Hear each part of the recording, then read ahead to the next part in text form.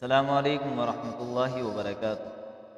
آج کل دیکھنے میں یہ آ رہا ہے کہ بہت سی ہماری خواتین، بہت سی ہماری مائیں اور بہنیں، وہ جب سجدے میں جاتی ہے تو ان کا جو سجدے میں جانے کا انداز ہوتا ہے، جو کیفیت اور حالت ہوتی ہے، وہ عام طور سے دیکھنے میں یہ آ رہی ہے کہ وہ مردوں کی طرح سجدے میں جاتی ہے۔ اور ان کی دلیل یہ ہوتی ہے کہ اگر ہم اس طریقے سے سجدے میں جائیں گے تو کل روز قیامت زمین ہمارے حق میں گواہی دے گی کہ ہاں واقعتاً انہوں نے سجدہ کیا ہے۔ اسی کے بارے میں آج انشاءاللہ ہم بات کریں گے کہ مرد حضرات اور خواتین کی یعنی مستورات کی نماز میں کیا فرق ہے اور کہاں کہاں فرق ہے۔ مرد حضرات اور خواتین کی نماز میں تھوڑا سا فرق ہے، اور اس فرق پر پوری امت کا اجماع ہے، پوری امت جمع ہے۔ یعنی ذرا ذرا سا فرق ہے، اور اس فرق کو پوری امت مسلمہ صدیوں سے تسلیم کرتی چلی آ رہی ہے۔ دیکھیے، خواتین کی جو نماز ہے، خواتین کے اندر اللہ نے حیا زیادہ رکھی ہے بالمقابل مرد کے۔ تو جو حیا ہے وہ عبادت کے اندر بھی اس حیا کا عنصر جھلکنا چاہیے، نظر آنا چاہیے۔ جب مستورات نماز کا ارادہ کرے تو سب سے پہلے اپنی جو ظاہری حالت ہے، مستورات کو بھی درست کرنی چاہیے اور مرد حضرات کو بھی درست کر لینی چاہیے۔ اب میں آپ کو بتاتا ہوں کہ کہاں کہاں مرد اور عورتوں کی نماز میں فرق آتا ہے۔ مرد حضرات جب تکبیر تحریمہ کہتے ہوئے، یعنی پہلی تکبیر اللہ اکبر کہتے ہوئے ہاتھ اٹھاتے ہیں تو ان کے جو ہاتھ ہوتے ہیں یہ کانوں تک جاتے ہیں، اور خواتین کے جو ہاتھ اٹھتے ہوئے جاتے ہیں وہ کندھوں تک جاتے ہیں۔ خواتین کو چاہیے کہ وہ کندھوں سے اوپر ہاتھ نہ لے جائے، بس کندھوں تک ہاتھ رکھے، زیادہ اوپر تک نہ لے جائے۔ اسی طریقے سے مرد حضرات جب نیت باندھتے ہیں تو وہ ناف کے نیچے باندھتے ہیں۔ خواتین جب نیت باندھتی ہے تو وہ سینے پر باندھتی ہے، اور سینے پر ہی باندھنی چاہیے۔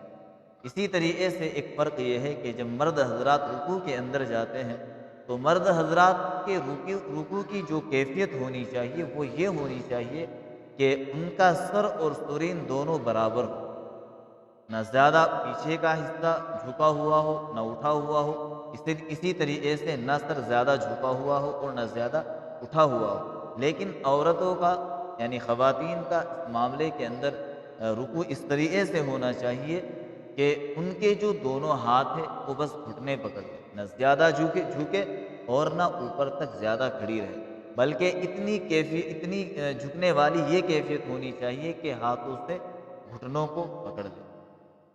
اس کے بعد قوما کرے، پھر جب سجدے میں جائے، یہاں آ کر بہت سی خواتین گڑبڑ کر جاتی ہے، وہ مرد حضرات کی طرح سجدے میں جانے کو افضل اور بہتر سمجھتی ہے، جبکہ ایسا نہیں ہے۔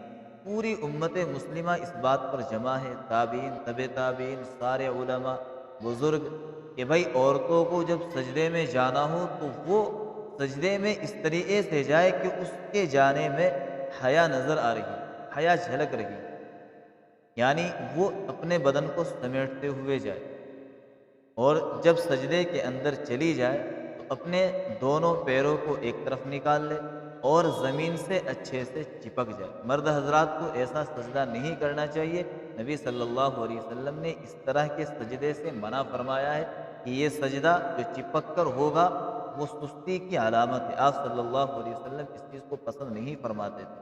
لیکن عورتوں کو چاہیے کہ وہ جب سجدے میں جائے تو وہ جو مرد حضرات والی کیفیت ہے اس کیفیت میں سجدے کی طرف نہ آئے، بلکہ جسم کو سمیٹتے ہوئے سجدے کی طرف بڑھے، اور سجدے میں جا کر اپنا پورا جسم زمین سے چپکا دے، جسم کو کھولے نہیں اور اٹھے نہیں۔ جیسے مرد حضرات پیچھے سے اٹھتے ہیں، عورتوں کو چاہیے کہ وہ اس طریقے سے بالکل نہ اٹھیں۔